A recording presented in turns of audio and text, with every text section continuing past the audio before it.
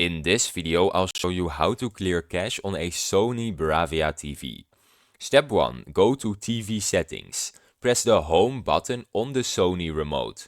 Scroll to the gear icon and select settings from the menu. Step 2.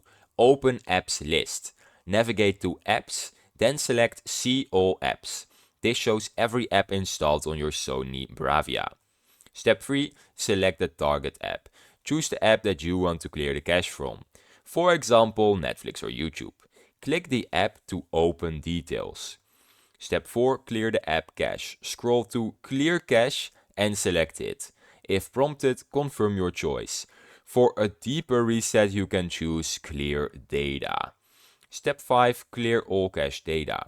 Go to Settings, then System, Storage and Cached Data.